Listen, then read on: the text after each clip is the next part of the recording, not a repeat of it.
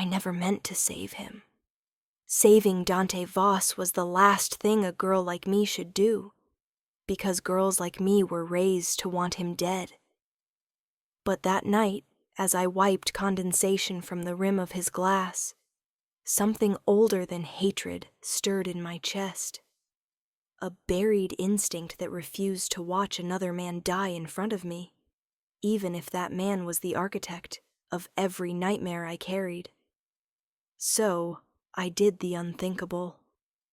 I tore a corner from the order pad, scribbled 4 words in ink that still smells like cheap vodka and desperation. Don't drink it. Smile and leave now. Folded it small and slid it beneath the base of his whiskey like a confession I could still take back. I thought he wouldn't notice. I thought wrong. His hand shot across the bar before I could retreat, fingers locking around my wrist with a grip that felt less like restraint and more like ownership. The bar's amber lights caught the scar that ran along his knuckles. A pale, deliberate line I'd heard rumors about, earned the night he carved his name into the city's throat. He didn't speak at first.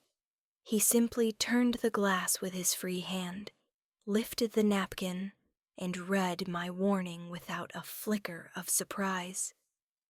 Then those eyes, black, depthless, the kind that make you feel already buried, lifted to mine.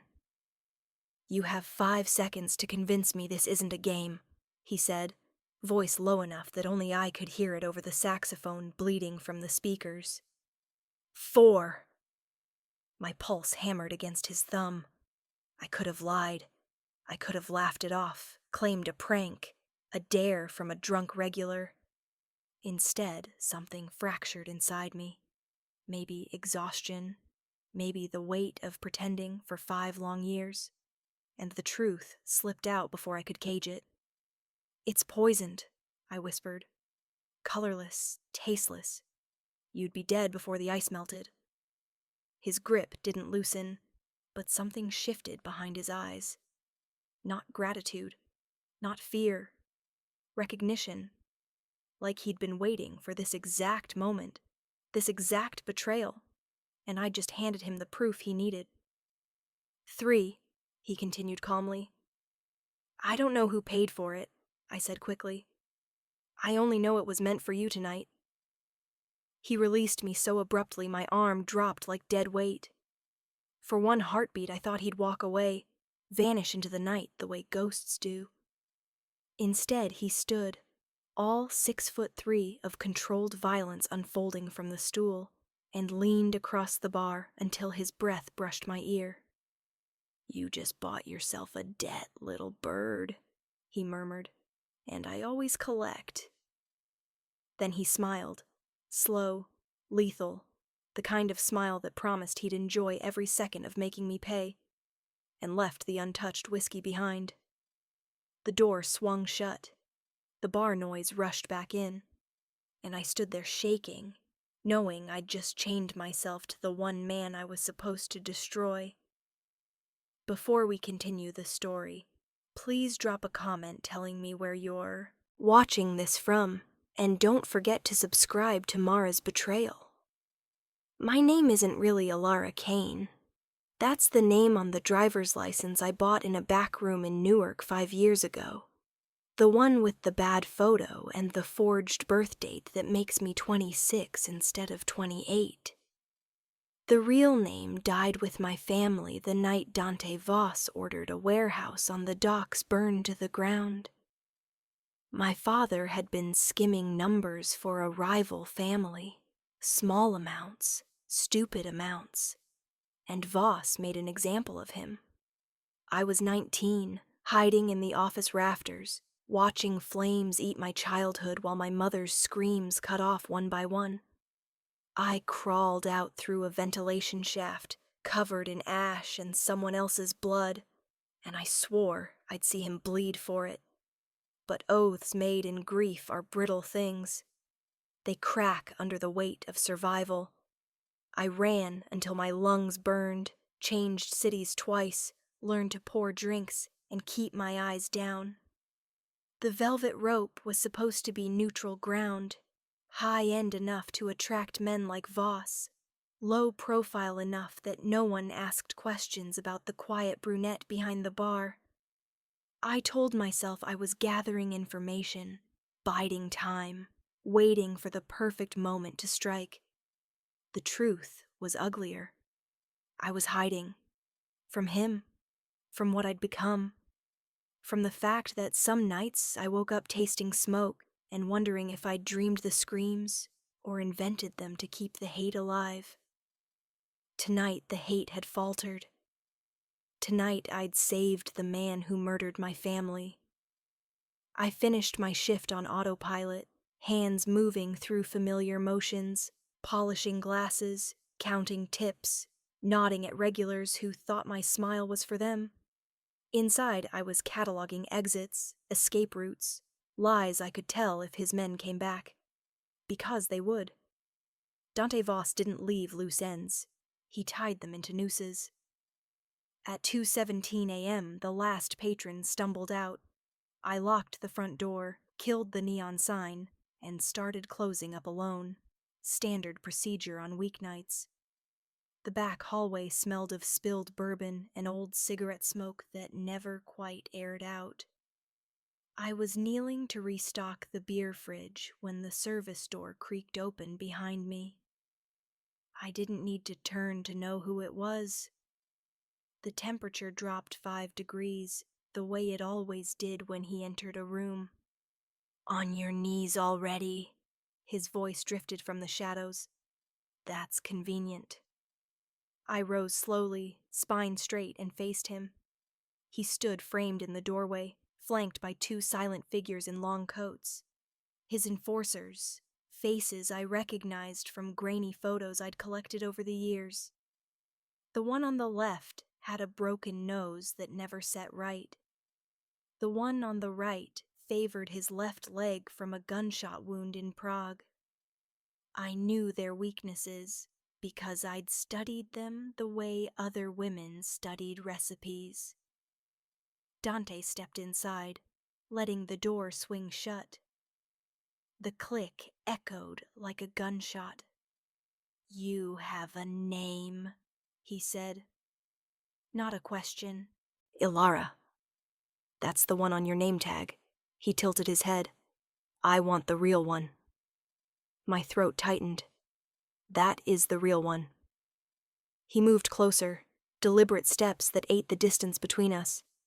Up close, he smelled like winter air and gun oil, clean, sharp, dangerous.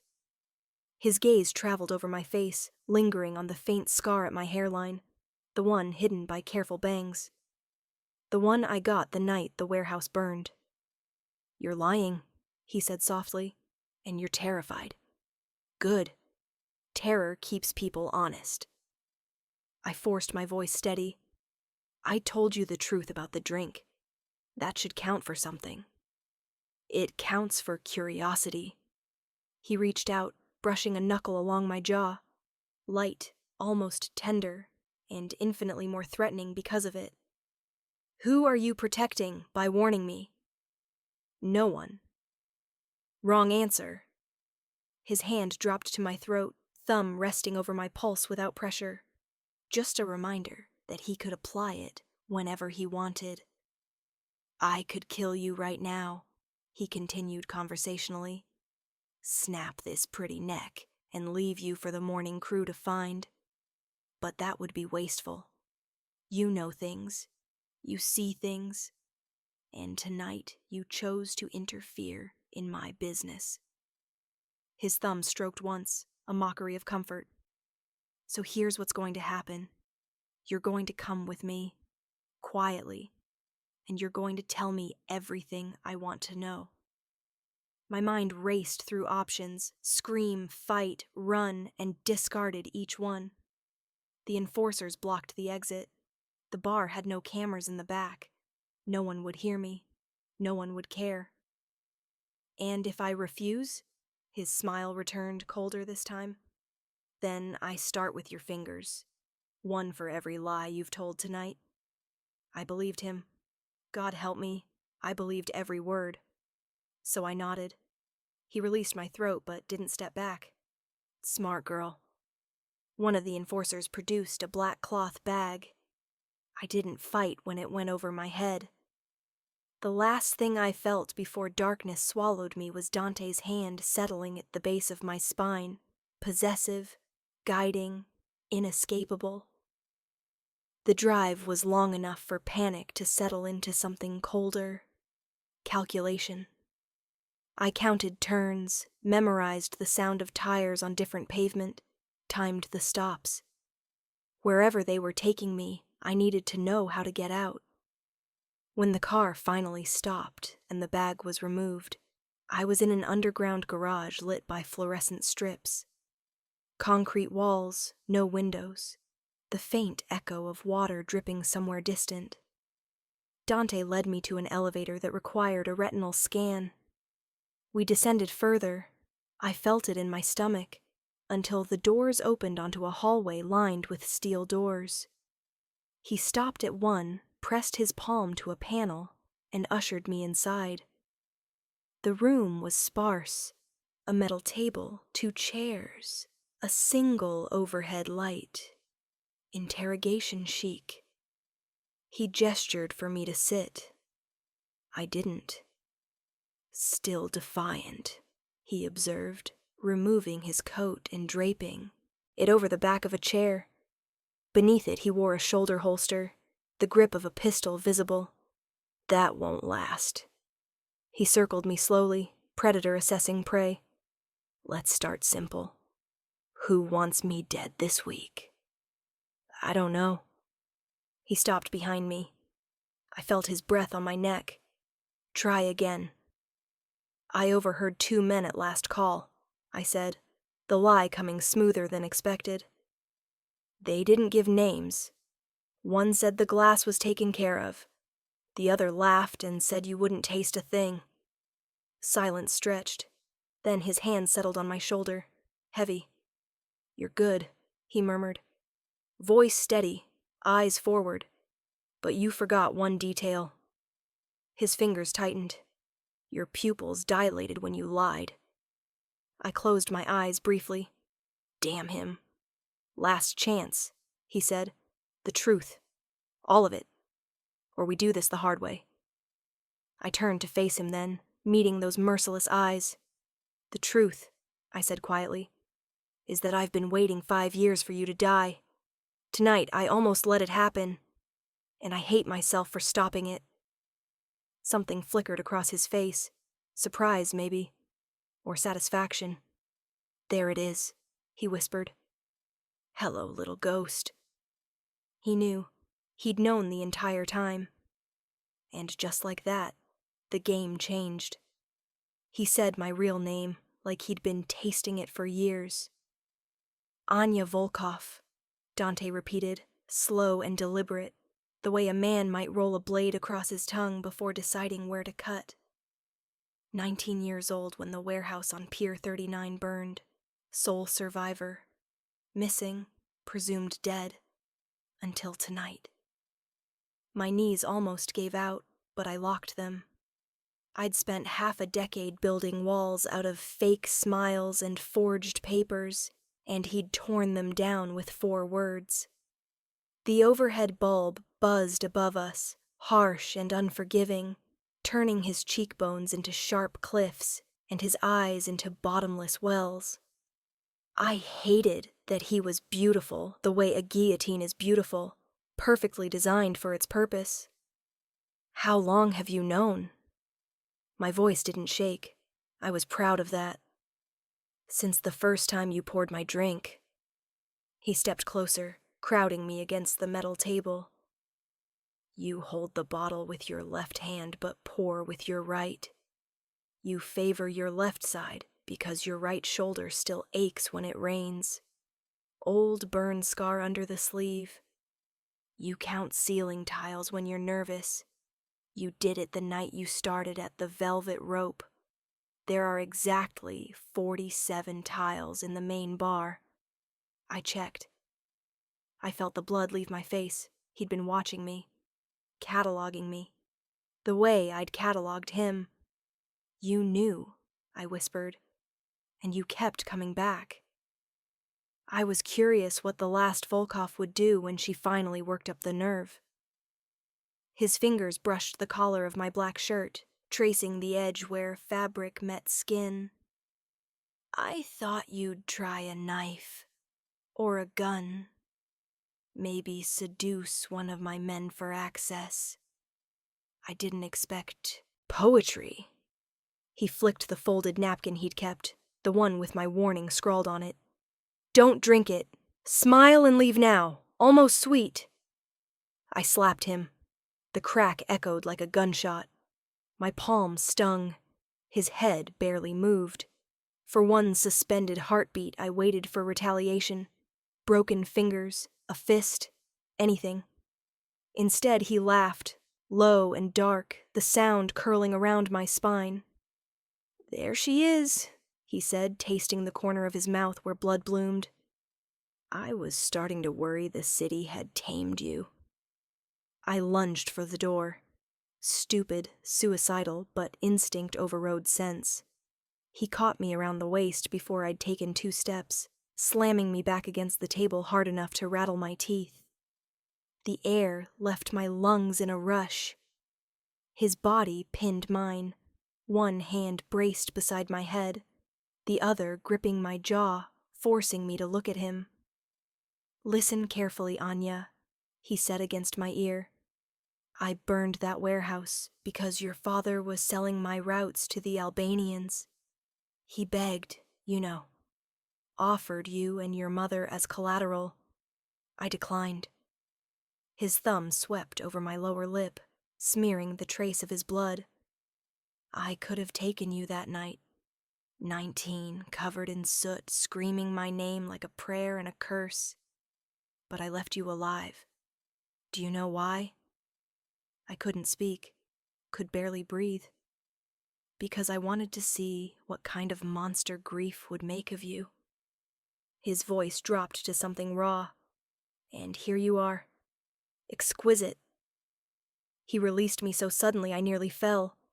I clutched the table's edge, chest heaving. He walked to the far wall and pressed a panel. A section slid open, revealing a one-way mirror. Beyond it was another room, smaller, clinical, with a drain in the floor and chains bolted to the wall. My stomach lurched. 2 choices, he said, turning back. Door number 1, you tell me who poisoned my drink tonight, and I let you walk out of here with a head start. You disappear again. New name, new country, new life. I'll even be generous, 24 hours before I come hunting. He let that settle, watching the war on my face. Door number 2, he continued. You stay. You work for me. You become my personal shadow. You find the traitor who wants me dead, and you feed me every secret this city is hiding. In return, I give you what you came for. I found my voice, which is revenge. He smiled like the devil offering absolution. Not on me, little ghost. I'm going to let you kill the man who paid to have your family erased. The man who stood beside me that night and smiled while the flames rose. You want blood? I'll point you at the right throat. My mind reeled. Someone else ordered the hit? Not Voss. All these years I'd carved my hate into the shape of one man, and now he was telling me I'd aimed at the wrong heart. You're lying, I said. Am I? He withdrew a phone, tapped the screen, and turned it toward me. A grainy video played. Security footage from 5 years ago. Pier 39. The night everything burned. My father on his knees pleading. Dante standing over him, gun in hand, but not firing. Another figure stepped into frame, face obscured by shadow, and took the gun from Dante's hand. The shot was muffled. My father fell.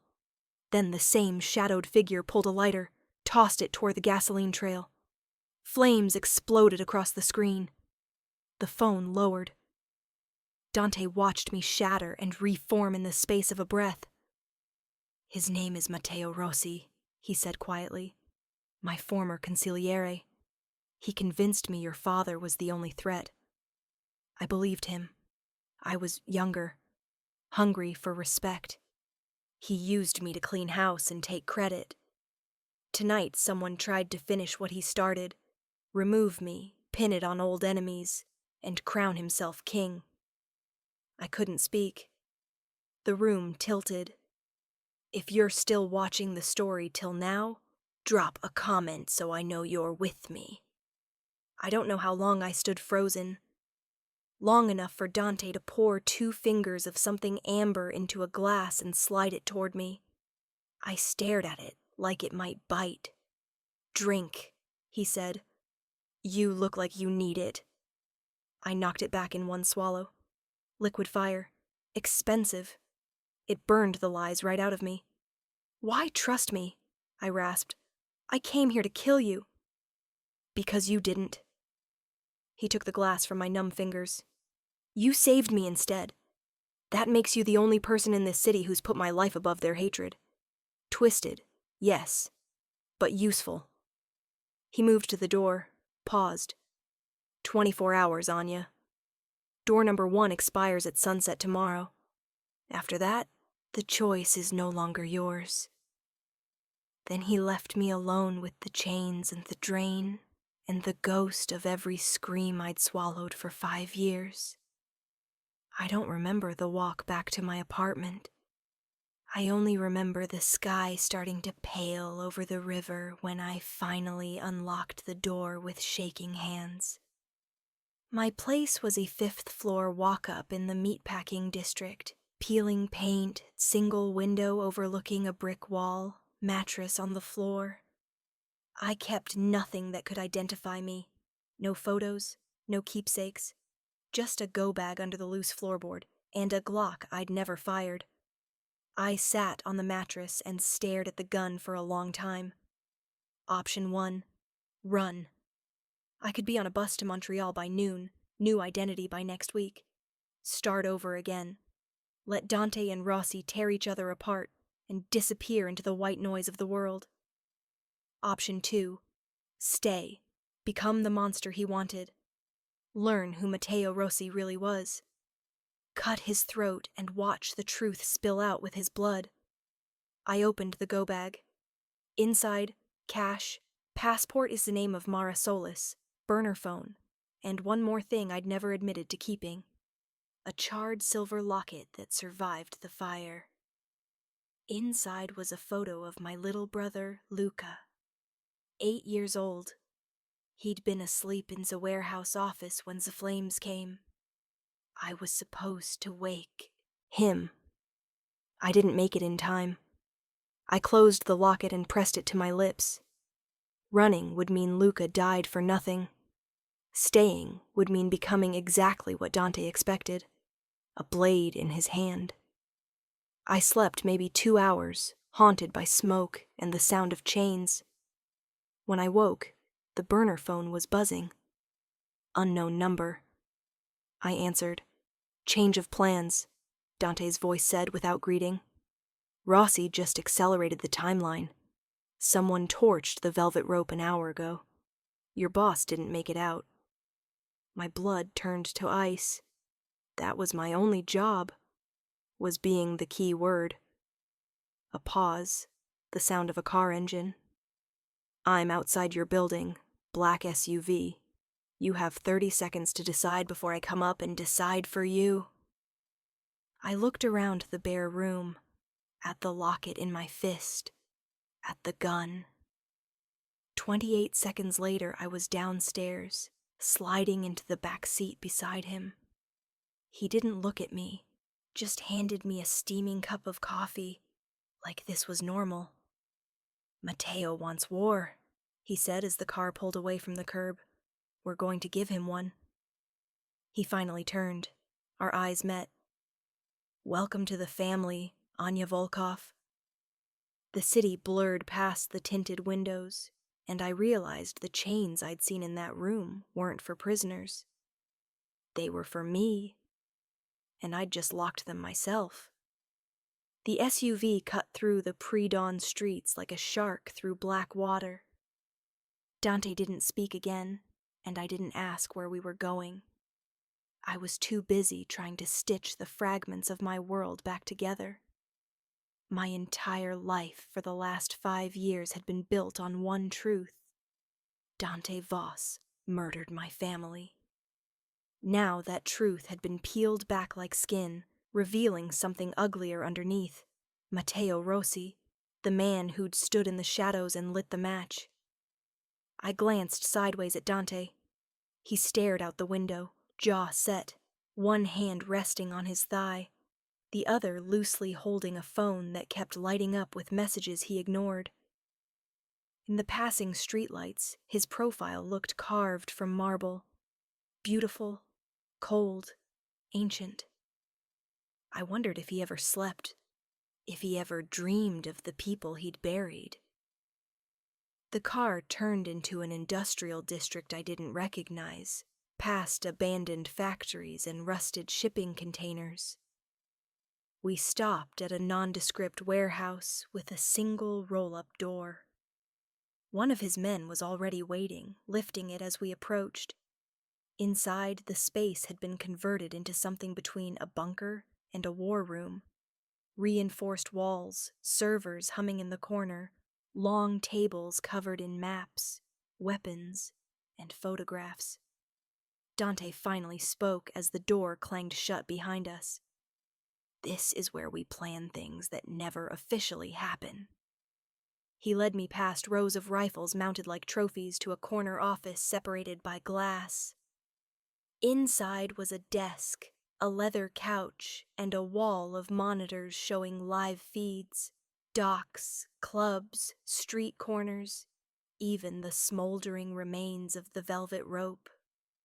My throat closed at the sight of the charred bar, yellow tape flapping in the wind. "Your old life ends here," he said, following my gaze. "Rossi's sending a message. He knows you warned me.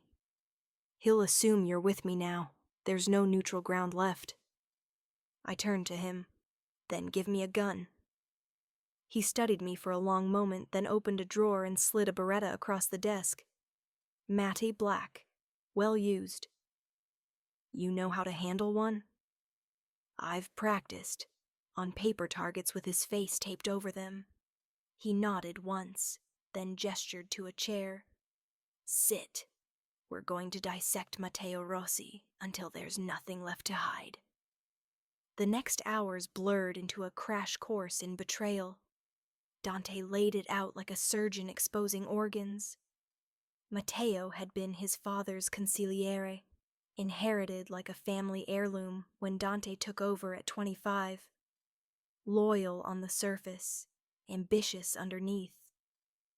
Over the years, he'd quietly rerouted profits, planted seeds of doubt among the captains, built alliances with the Albanians and the cartel out of Miami. The warehouse fire had been his opening move. Eliminate a minor threat, frame Dante as ruthless, and position himself as the steady hand needed to calm the old guard. "He's patient," Dante said, pinning a photo of Rossi to a corkboard already crowded with strings and notes. 10 years of preparation. But patience makes men careless. They start believing their own legend.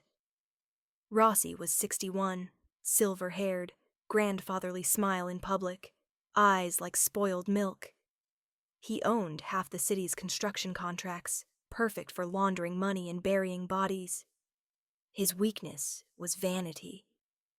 He kept a mistress half his age in a penthouse downtown, threw parties for politicians, collected art that cost more than most people's houses. "And he's moving now," Dante continued, "because he thinks I'm distracted. There's a shipment coming in tomorrow night. Fentanyl precursor chemicals from Shanghai, worth 40 million on the street. If he hits it, he cripples my cash flow and proves I can't protect my own roots.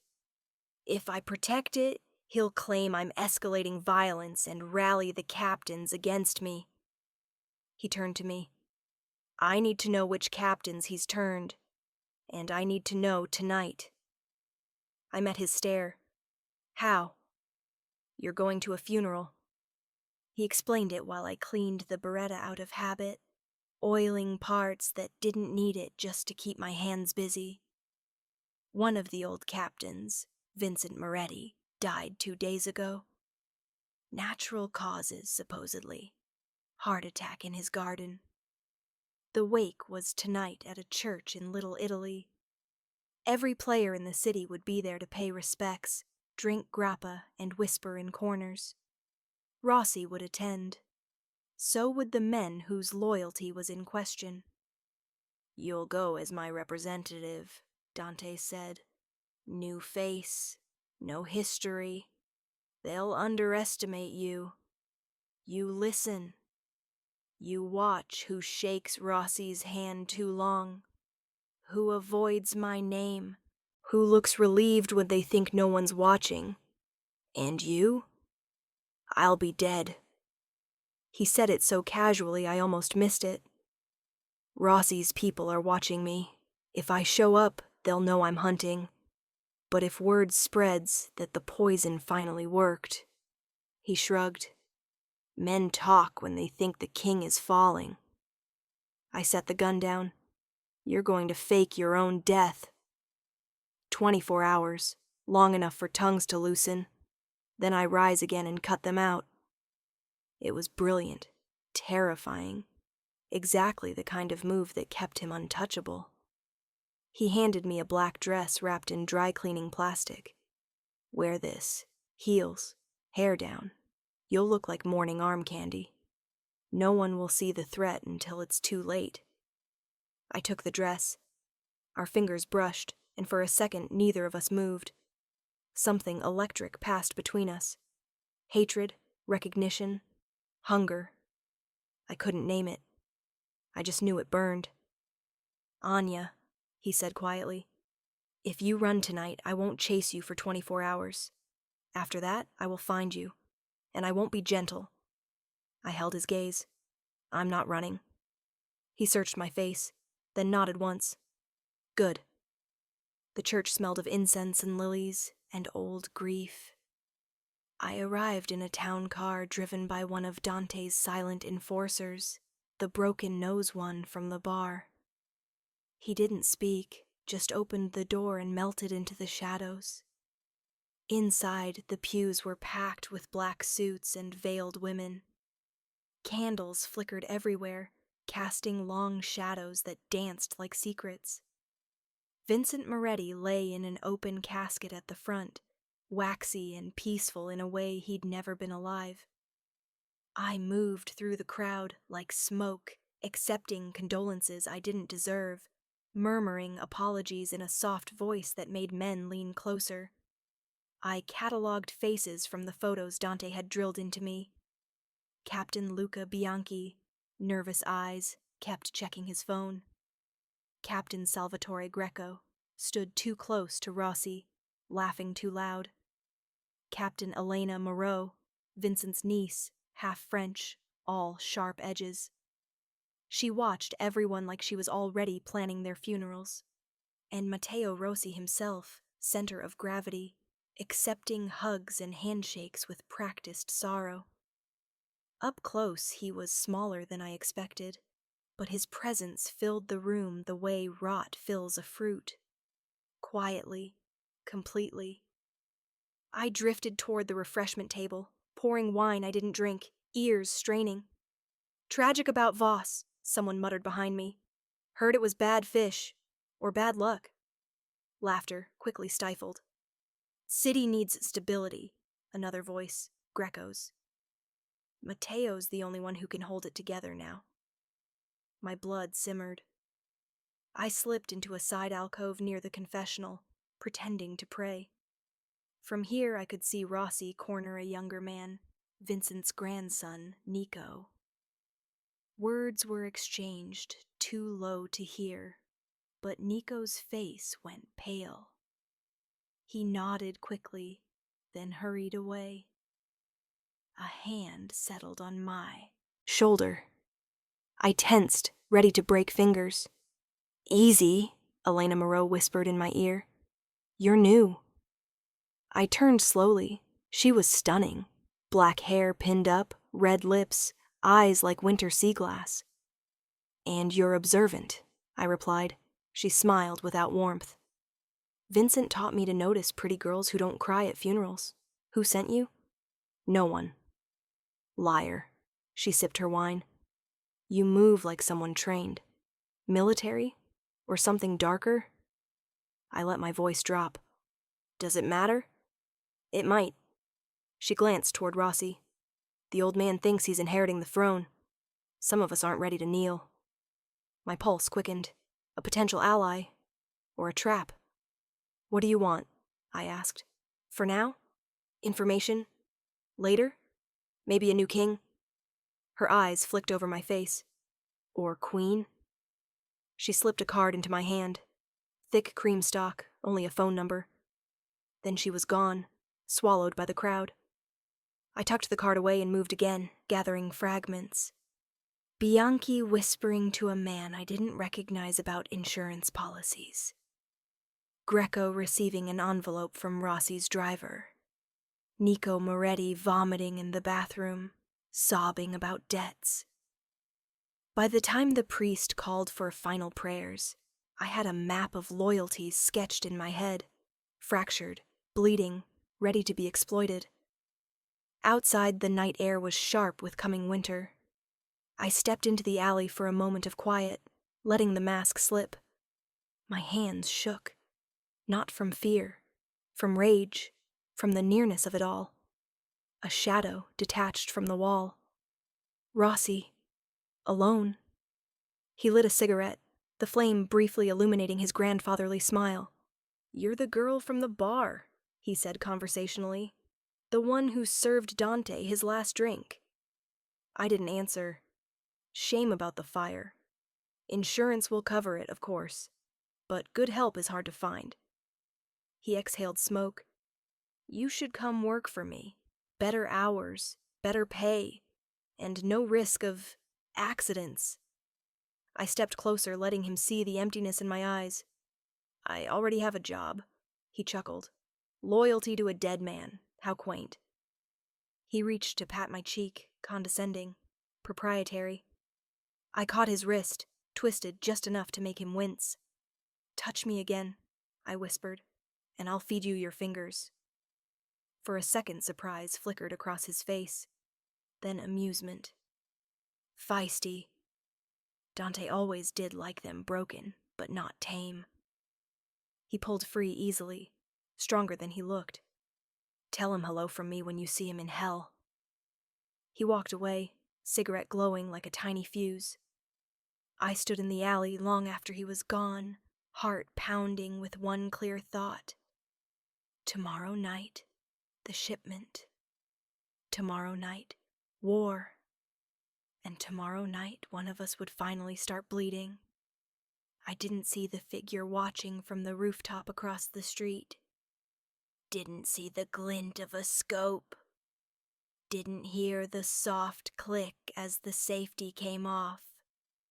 The bullet took me high in the shoulder, a white-hot punch that spun me into the brick wall of the alley. I didn't even hear the shot, just the wet smack of impact and the sudden, impossible weight of my own body folding to the ground. My purse scattered, lipstick, burner phone, Elena's card skittering across wet concrete like frightened mice. I pressed my palm to the wound and felt warm rivers running between my fingers. The pain hadn't fully arrived yet. Shock was doing its merciful work. But I knew the math. Through and through if I was lucky, arterial if I wasn't. Either way, I had minutes before I bled out in a church alley while the mourners inside prayed for someone else's soul. Boots on pavement, slow, deliberate. The shooter was coming to finish it. I dragged myself behind a dumpster, leaving a dark smear on the ground. My good hand closed around the Beretta tucked at my thigh, Dante's gift still warm from my body. I racked the slide with trembling fingers and waited. The footsteps stopped just beyond the dumpster's edge. I could smell his cigarette, cheap menthol mixed with gun oil. "Little Volkov girl," a voice called, soft and amused, Eastern European accent. Albanian, maybe. "You bleed pretty." I didn't answer. I focused on breathing through the fire in my shoulder. "Come out. Make it quick. Boss says you're not to suffer." Boss. Not Rossi then. Or maybe Rossi had hired out. Didn't matter. I wasn't dying here. I counted heartbeats. 1, 2, 3. He stepped into view, tall leather jacket, suppressor glinting on the end of his pistol. The moment his eyes flicked to the blood trail, I fired twice. Center mass. He staggered back, surprise blooming on his face like a red flower. The suppressed pistol clattered away. He went to his knees, then face down in my blood. I crawled out, every movement a scream I swallowed. His pulse was already fading when I reached him. I patted him down with my left hand. Phone, wallet, car keys. The phone was locked, but the last outgoing call was saved. A number with a Miami area code. Cartel, maybe. Or Rossi's new friends. Headlights swept the alley mouth. Another car. I dragged myself deeper into shadow, expecting more shooters. Instead, the vehicle stopped, door opening. Familiar silhouette. Dante. He moved fast, coat flaring like wings. Knelt beside me without a word, pressing his palm hard over my wound. His hand came away slick and black in the dim light. "You're late," I rasped. "You're shot," he countered, voice flat. "Hold still." He shrugged out of his coat, wadded it, pressed it to the entry and exit. The pressure made stars explode behind my eyes. "Church was supposed to be safe ground," he muttered. "Rossi's getting bold." Or someone else. I nodded toward the body. Albanian. Miami number on his phone. Dante's eyes darkened. He scooped me up like I weighed nothing, ignoring my hiss of pain. "We'll talk in the car." The drive was a haze of agony and engine hum. He drove himself this time, one hand on the wheel, the other keeping pressure on my shoulder. I caught fragments. Safe house, doctor on payroll, no hospitals. "You were supposed to be dead," I managed through clenched teeth. "Plans change when someone puts a bullet in my new asset." Asset. The word stung more than the wound. We arrived at a brownstone in the Heights, elegant, anonymous. He carried me inside, down a hidden staircase to a fully equipped medical room that smelled of antiseptic and steel. A gray-haired woman waited, sleeves already rolled. "Through and through," Dante told her. "No major vessels, but she's lost blood." The doctor, introduced only as Mara, worked fast. Local anesthetic, irrigation, stitches inside and out. I bit down on a leather strap while she dug for fragments, tasting copper and humiliation. Dante stood against the wall the entire time, arms folded, watching like I was a puzzle he hadn't decided how to solve. When it was over, Mara gave me antibiotics, a sling, and orders to rest. Then she left us alone. I sat on the edge of the exam table, shirt cut away, bandaged and pale. Dante poured 2 glasses of something dark from a decanter. "Drink." I took it with my good hand. The burn steadied me. "Talk," he said. I told him everything. The whispers at the wake, Greco's envelope, Bianchi's nerves, Elena's card, Rossi's threat in the alley, and the shooter. He listened without interrupting, face unreadable. When I finished, he set his glass down carefully.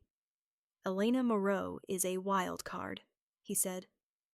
Vincent's niece by marriage, smart, ambitious, hates Rossi for sidelining her after Vincent died. She might be useful, or she might be playing both sides. And the Albanian means Rossi's deeper with the Miami cartel than I thought. They want my ports. He's promising them access in exchange for muscle. He rubbed his jaw. The shipment tomorrow night just became a declaration of war. I shifted, pain flaring. Then we hit back harder. He looked at me then, really looked. Something shifted in his expression, too subtle to name. You almost died tonight because of me. No, I corrected.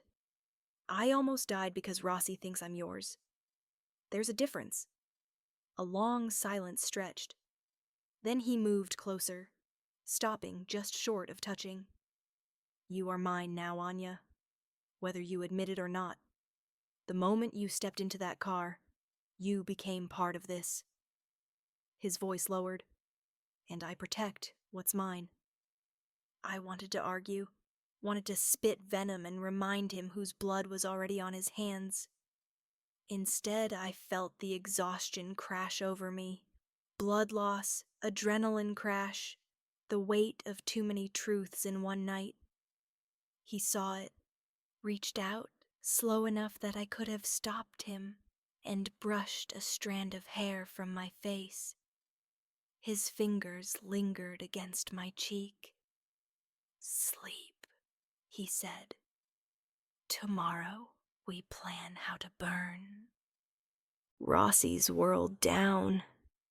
He led me upstairs to a bedroom that smelled faintly of cedar and gun oil. Dark curtains, massive bed, no personal touches.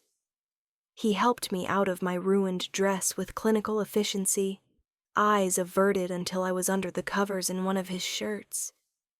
Then he sat in the armchair across the room, gun on his lap, watching over me like a dark guardian.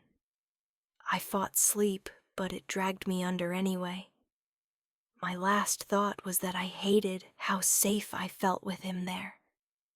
I woke to sunlight slicing through the curtains and the smell of coffee. My shoulder throbbed, but the edges were duller, painkillers. Dante was gone, but a tray waited on the nightstand. Coffee, toast, fruit, and a new phone. The screen lit with a text from an unknown number. Unknown. Breakfast downstairs when you are ready. We have a problem. I dressed slowly. Loose black sweater, jeans left folded on a chair. Everything fit perfectly. Of course it did. Downstairs was an open kitchen overlooking a walled garden. Dante stood at the island, sleeves rolled up, reading something on a tablet. He looked up when I entered. How's the shoulder? Attached. Barely. I poured coffee. What's the problem? He turned the tablet toward me. A news site headline. Dante Voss confirmed dead, poisoning. Below it, a photo of police tape around the Velvet Rope ruins, and an official statement from the coroner's office. My untouched whiskey glass had been found in the wreckage. Traces of the same poison that was meant for him. Rossi moved faster than I expected, Dante said. He bribed someone high enough to fake records. As of this morning, I'm officially a corpse. I stared at the screen. So the city thinks you're gone. For now. He set the tablet down. Which means every traitor will crawl out of hiding today. Rossi will call a meeting of the captains tonight. Claim emergency succession vote. He needs legitimacy before the shipment hits port at midnight.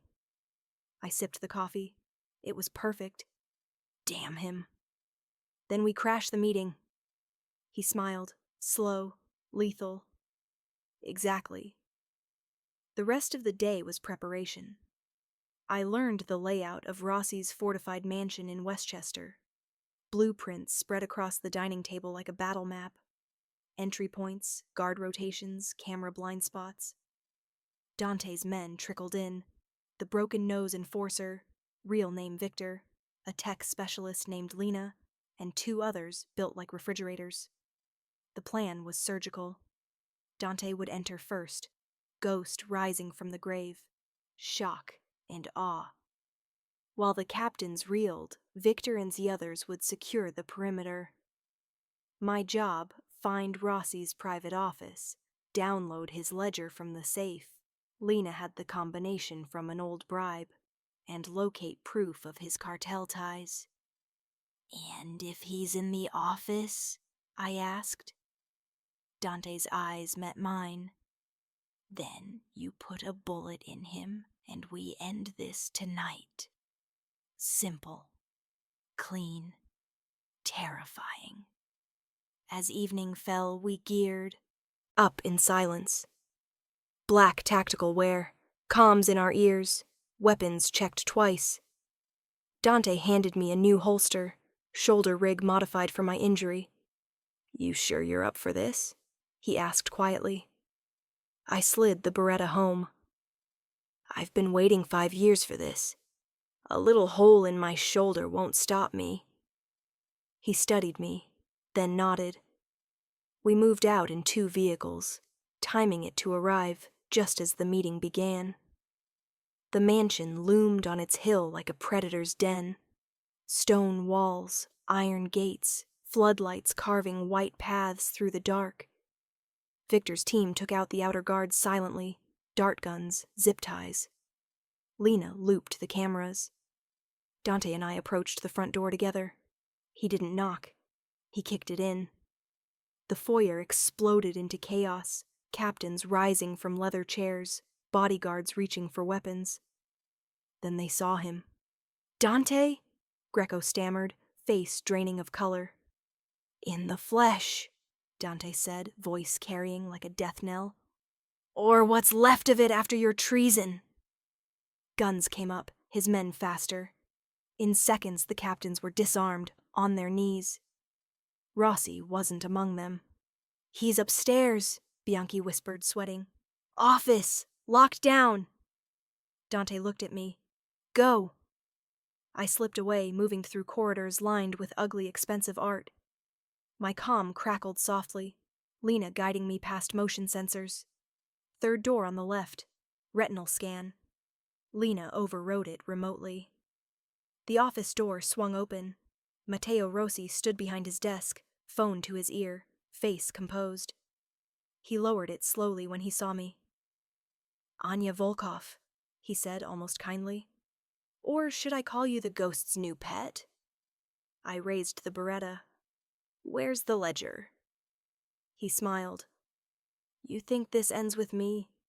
The cartel already has men at the docks. Your precious shipment will burn tonight either way." I stepped closer. "Then I'll settle for your blood." He opened a drawer, slow, deliberate, and pulled out a photograph. Held it up. My breath stopped. It was me, 19, covered in ash, crawling from the warehouse ventilation shaft. Tears cutting tracks through the soot on my face. "I kept this," he said softly. "A reminder of my finest work."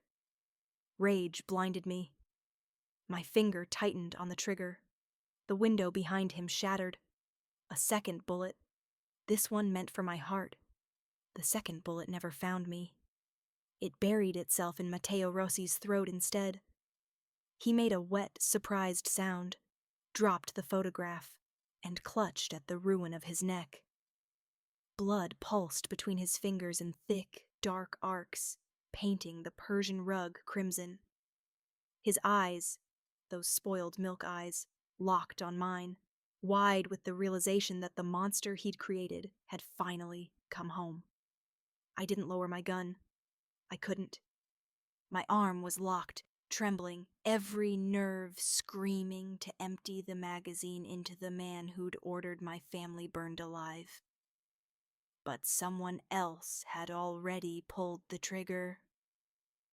Behind me, glass crunched under a boot. "Lower the weapon, Anya." The voice was female, familiar. I turned slowly. Elena Moreau stood in the shattered window frame, night wind whipping her black hair, a suppressed rifle steady in her gloved hands. Moonlight carved her face into something ancient and merciless. "You?" The words scraped out of me. She stepped inside, graceful as a dancer, and kicked the window shut behind her with a heel.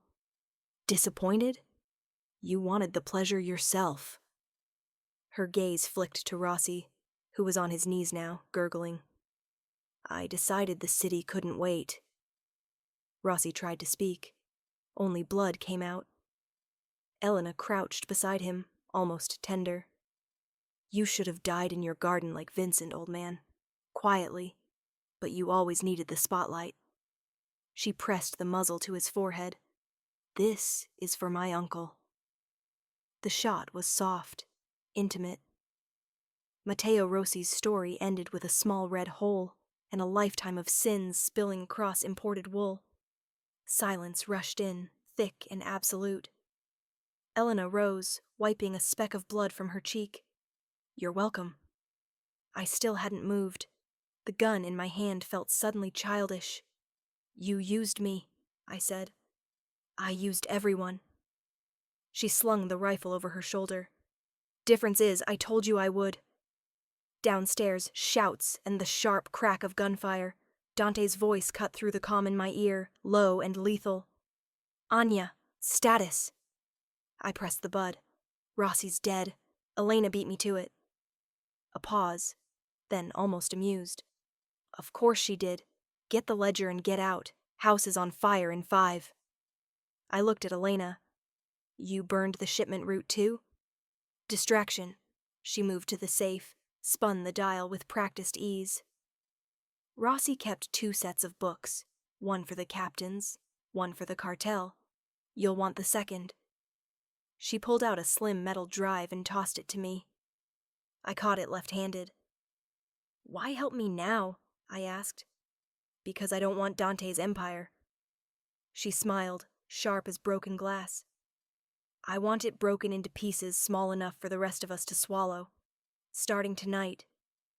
Alarms began to wail, soft at first, then shrieking. Smoke curled under the door. Elena was already at the window. "Clock's ticking, Volkov." I looked once more at Rossi's body, at the photograph of 19-year-old me lying in his blood, and felt something inside me finally snap loose. Not grief, not even hate anymore. Purpose. I followed her into the night. We dropped 2 stories onto manicured lawn. Dante's men were extracting, herding terrified captains into vans at gunpoint. Flames licked from downstairs windows, hungry and orange. Dante stood in the driveway like a general watching his battlefield burn, coat whipping in the updraft. He saw me, saw Elena beside me, and his expression didn't change, but his eyes went colder than I'd ever seen them. "Change of plans," I said, holding up the drive. "Rossi's cartel." "Contacts, names, routes, bank accounts, everything." He took it, turned it over in his fingers like it weighed nothing. Then looked at Elena. "You killed him." "I did the city a favor," she answered. "You started a war." "I finished one." Sirens in the distance. Too many to outrun. Dante's gaze came back to me. "You trust her?" "No," I said. "But she just handed us the keys to every throne from here to Miami. We can't ignore that." He considered. The fire roared higher behind us, painting us all in hell light. Finally, he nodded once. "Get in the car." We piled into separate vehicles. Elena in one with Victor, me with Dante. Tires screamed as we tore down the long driveway, gates already blown open. In the rear view, I watched Rossi's mansion become an inferno, years of corruption reduced to ash and memory. Neither of us spoke until we were 20 miles out, racing north on empty highway. Then Dante broke the silence. "You hesitated." I knew what he meant. I wanted to be the one. "Next time you will be." He glanced sideways. There's always a next time. I leaned my head against the cool window, shoulder throbbing in time with my pulse. What happens now? Now we disappear for 72 hours. Let the city devour itself. Then we come back and pick the bones. He reached over, fingers brushing the bandage beneath my sweater. You're hurt, worse than you're letting on. I've had worse. I know. Something in his voice made me look at him. For the first time since the night he grabbed my wrist across the bar, the mask slipped. Just a fraction. I saw exhaustion there, and something that might have been regret. I should have killed Rossi years ago, he said quietly. I let sentiment blind me. Your family paid the price for my arrogance. I didn't forgive him. I wasn't ready for that. But the hate had shifted, fractured into something more complicated. We drove in silence until the city lights were a distant glow. He took an exit I didn't recognize, wound through back roads until a private airstrip appeared.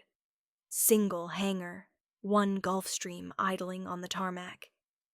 Inside, the others were already waiting. Victor, Lena, the refrigerator twins, and Elena, smoking like nothing had happened. Dante killed the engine. We're going dark. No contact with the city until I say. Anyone who doesn't like it can stay behind and explain the fire to the feds. No one moved. We boarded. I took a seat at the back, away from the others. Dante paused beside me. Where are we going? I asked. Somewhere with no extradition and good doctors. He hesitated, then added softer, somewhere you can sleep without nightmares for once.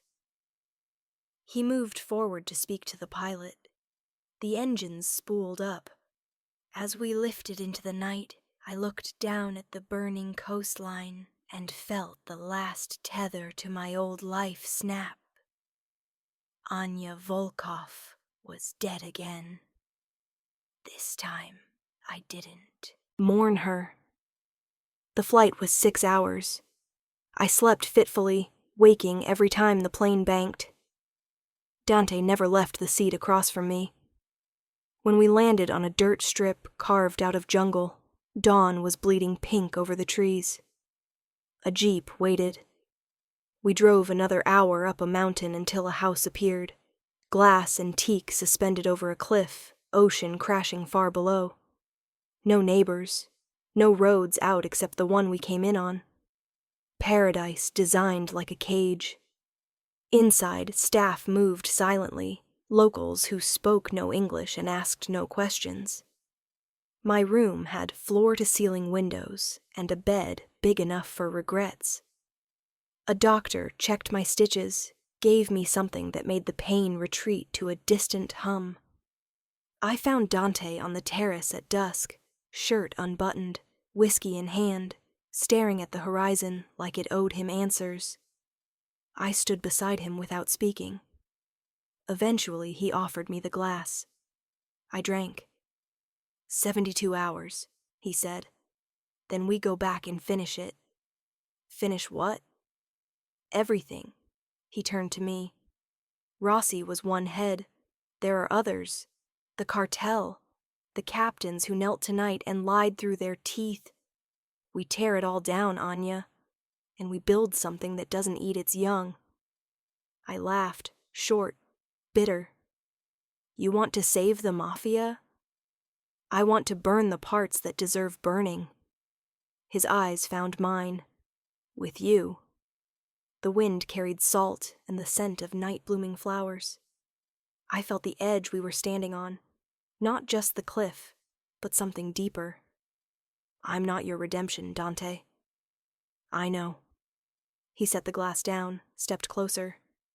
I'm yours. The kiss wasn't gentle. It tasted like blood and smoke, and 5 years of grief. I bit his lip hard enough to draw copper. He groaned into my mouth and lifted me against the railing, hands rough, desperate. We were teeth and nails and apologies neither of us knew how to voice.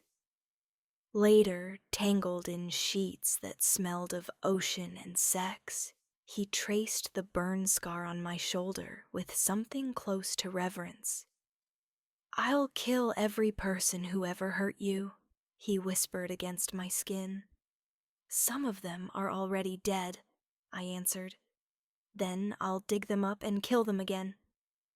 I laughed, real this time, and it scared me how much I believed him. 72 hours of sun and salt and planning. Maps spread across teak tables. Names crossed off in red. Elena and Dante arguing strategy like old enemies who secretly respected each other. Me learning how to shoot left-handed. Nights where the nightmares came and Dante held me until they retreated. On the third morning, the satellite phone rang. Lena's voice, tight. "It's time. The city's ripping itself apart. They're begging for a king." Dante looked at me across the breakfast table. I nodded. We flew back under cover of darkness, landing on another private strip outside the city. 3 black SUVs waited. As we loaded weapons and final plans, Elena pulled me aside. "When this is over," she said, "there'll be a vacuum. Nature hates empty space." I met her eyes. "Then maybe it's time a woman filled it." She smiled, slow, approving. "I was hoping you'd say that." Dante watched us, expression unreadable. The convoy rolled into the city just before dawn. Streets were quiet, too quiet. Bodies had been found, alliances shattered. The old order was bleeding out in gutters and boardrooms. We went straight to the one place no one would expect. The velvet rope, or what was left of it. Charred beams, broken glass, police tape, long since torn down.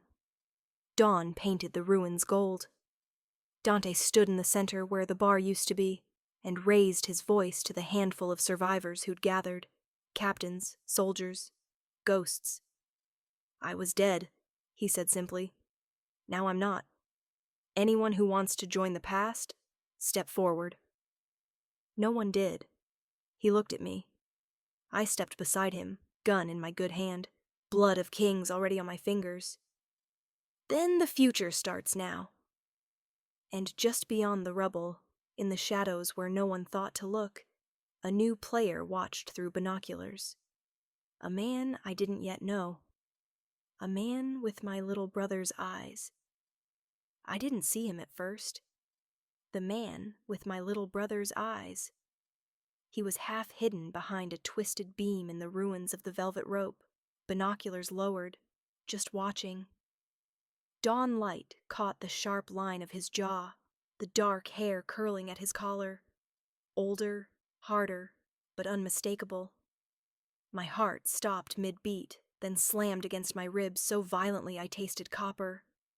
Luca. My brother was supposed to be dead. 8 years old, asleep in the warehouse office when the flames came. I'd crawled through smoke and screams to reach that door, but the heat drove me back. I'd felt the roof collapse in my bones. I'd carried that failure every day since, a stone in my chest that never dissolved. Yet there he stood, alive. 21 now. Tall, watching me claim a throne built on ashes. I took one involuntary step toward him. Dante's hand closed around my wrist, gentle this time, but firm. "Not here," he murmured, low enough only I could hear. "Not now." I couldn't tear my eyes away. Luca's gaze met mine across the rubble. No smile, no wave, just a long, unreadable look that carved me open. Then he turned and melted into the shadows of the alley like he'd never been there. I wanted to run after him, scream his name until my throat bled. But the survivors were still watching us, captains on their knees, soldiers waiting for orders. Dante was right. This moment belonged to the living empire, not the ghosts. I forced my voice steady. Anyone who wants out walks away now. No retribution. But if you stay, you swear to the new rules. No more burning children. No more selling out families. We protect our own, or we don't deserve the name."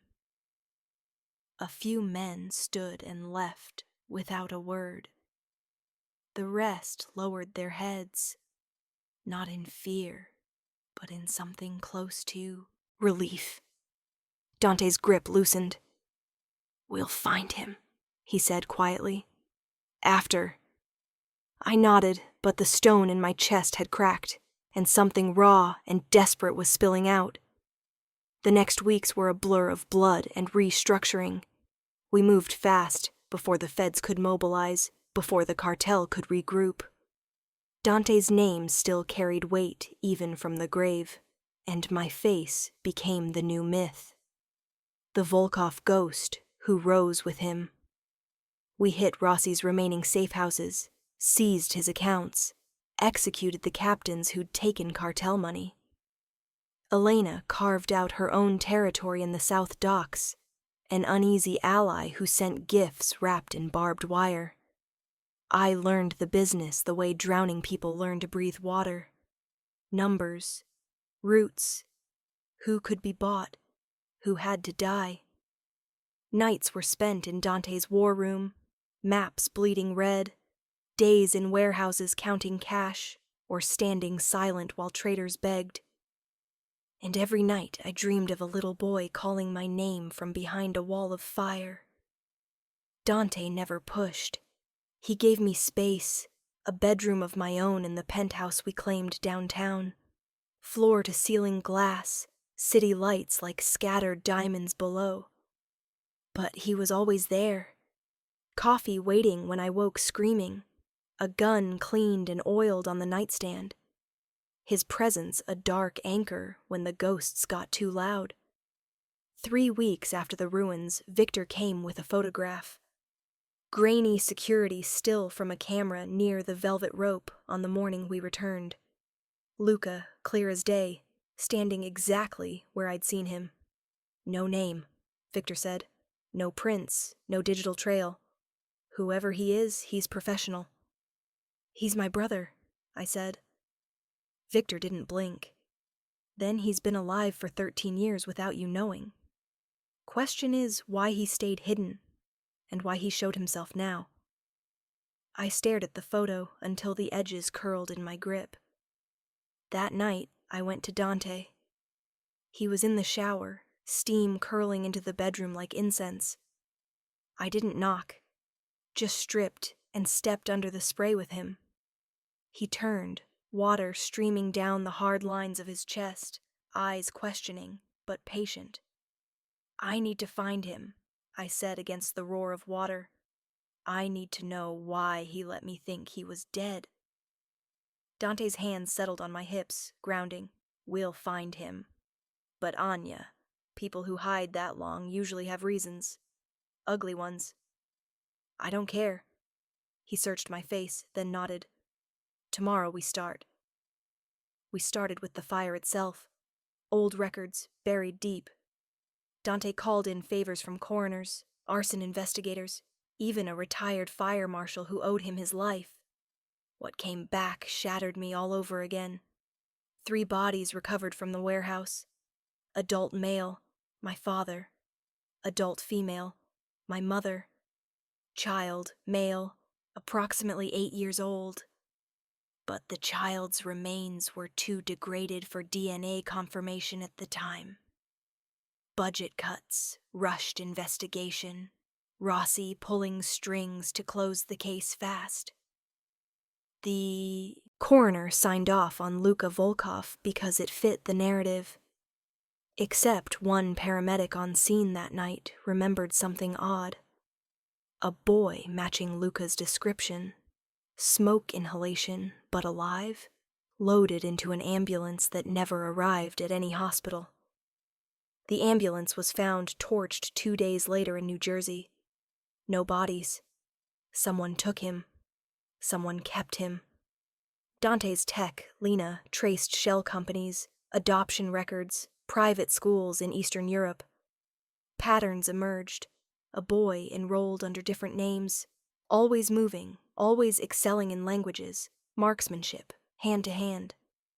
Photographs from those schools, blurry yearbook images, showed a child growing into the man I'd seen in the ruins. The trail ended 6 years ago. After that, nothing. Until now. I was staring at the final photograph. Luca at 15, cold-eyed, already carrying shadows, when Dante's phone buzzed. Unknown number. He answered on speaker. A voice came through, male, young, accent American, but laced with something older. "You're looking for me," it said. "Stop." My breath caught. Dante's eyes met mine. "Luca?" Silence. Then, "Tell my sister I'm sorry. Some debts can't be paid with words." "Luca," I started. The line went dead. I didn't sleep that night. Sat on the terrace until dawn, city humming below, replaying every memory of an 8-year-old's laugh. Dante found me at sunrise, wrapped a blanket around my shoulders, sat beside me without speaking. "He's alive," I whispered, "and he's running from me." "Not from you," Dante said. "From what coming back would mean." We kept searching. Quietly this time. No direct approaches. Just eyes on the streets, favors called in, patterns watched. 2 months later, Elena invited us to neutral ground, an abandoned theater in the arts district she'd claimed as her headquarters. Velvet seats rotting, chandelier half fallen, stage lit by work lights. She waited center stage, flanked by her own ghosts. "I have a gift," she said, gesturing. 2 of her men dragged a bound figure forward and dumped him at our feet. Mid-30s. Expensive suit ruined with blood. Face I recognized from Rossi's old photos. "Carlo Rossi," Elena announced. "Matteo's nephew. Thought he could inherit what was left. He's been brokering with the cartel remnants. And he knows about the boy." Dante's hand settled on my lower back, steadying. I knelt, pulled the gag from Carlo's mouth. "Talk," I said. He spat blood. "You want the brat? He's damaged goods. Rossi took him that night. Thought a Volkov pet might be useful one day. Trained him, turned him into a weapon. When Matteo died, the leash snapped.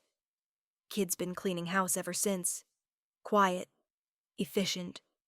You'll never catch him unless he wants you to." I grabbed his collar. "Where is he?" Carlo laughed, wet and broken. "Ask your lover." Voss knew. He sanctioned the training. Thought it would keep you in line one day, knowing your brother was alive, but only if you behaved. The world narrowed to a pinpoint. I turned slowly to Dante. His face was stone, but his eyes, God, his eyes were ravaged. "Anya, you knew." "Not at first." His voice was raw. Rossi bragged about it years later. A failsafe, he called it. I threatened to gut him if he ever used the boy against you. He swore he wouldn't. After he died, I looked, but Luca had already vanished. I stood. The distance between us felt galactic. "You should have told me." "I was trying to protect you from my own brother?" My voice cracked like ice. "From Hope?" I walked out, didn't look back. The city swallowed me for 3 days. Old haunts, new shadows. I slept in motels, drank things I shouldn't, stared at the photograph of Luca until my eyes burned. On the 4th night, I went back to the ruins of the Velvet Rope, sat on the charred bar stool that somehow still stood and waited. He came after midnight, footsteps soft on ash. He stopped a few feet away, hands visible, empty. Up close, he was beautiful in the way knives are, clean lines, lethal purpose. My brother's face on a stranger's soul. "Anya," he said. My name sounded foreign in his mouth. I couldn't speak. He moved closer, slow, knelt so we were eye level. I didn't want you to see me like this. Like what? I managed. Broken. He smiled, and it hurt. They made me good at killing, bad at everything else. I reached out, trembling, touched his cheek. He flinched, then leaned into it like a man starving. I thought you were dead, I whispered. Every day for 13 years. I know, his voice broke. I watched you. From distance, saw you pour drinks, saw you cry in alleys. I wanted to come back, but I was poisoned. Everything they taught me was poison. I was afraid I'd only hurt you more. Tears blurred him. I killed for them, he continued quietly. Then I killed them for what they did to us. I was coming for Rossi when you beat me to it. We sat in the ashes until dawn, trading fragments of lost years. He told me about cold rooms and colder men, about learning to disappear before he learned to read properly again, about the night he cut his trackers' throats and walked away. I told him about surviving on hate, about Dante, about the night I saved the man I'd meant to destroy. When the sun rose, he stood. I can't stay, he said. Not yet. There are still names on my list. And you're building something. I won't drag you into my darkness. I caught his hand. You're my brother. There is no darkness you could carry that I wouldn't share. He pressed his forehead to mine, the way he used to when we were small, and the world was just our tiny apartment and mother's lullabies. One day, he promised, when the list is done, I'll come home. He kissed my forehead, soft, reverent, and walked away into the morning light. I watched until he was gone. Then I went to find Dante. He was waiting in the penthouse, unshaven, eyes hollow. When I stepped inside, he didn't move. I'm sorry, he said before I could speak. I should have told you. I was a coward. I crossed the room, stopped in front of him. You were trying to protect me. I know that now. I took his face in my hands, but no more secrets.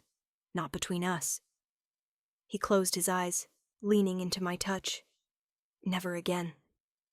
We rebuilt, slower this time, with rules that mattered, territories redrawn, old debts forgiven, new alliances forged. Elena became something like family. Victor taught Luca's ghost stories to new recruits as warnings. And 1 year later, on the anniversary of the night I slipped Dante that note, a knock came at the penthouse door. I opened it. Luca stood there, hair shorter, eyes clearer, a duffel over one shoulder. No more shadows clinging to him like smoke. He smiled, the real one, the one I remembered from before the fire. I'm done, he said simply. I pulled him inside, held him until we both stopped shaking. Dante watched from the hallway, something fierce and tender in his gaze. Later, when Luca slept in the guest room for the first time without nightmares, Dante found me on the terrace. He wrapped his arms around me from behind, chin on my shoulder. We made it, he murmured. Through hell. Together. I turned in his arms, pressed my palm over his heart. We're just beginning. The city sprawled below us, scarred, rebuilt, ours. And for the first time in 13 years, I wasn't afraid of the dark, because I'd learned to rule it. If you liked the story, drop a comment for part 2, and don't forget to subscribe to Mara's Betrayal.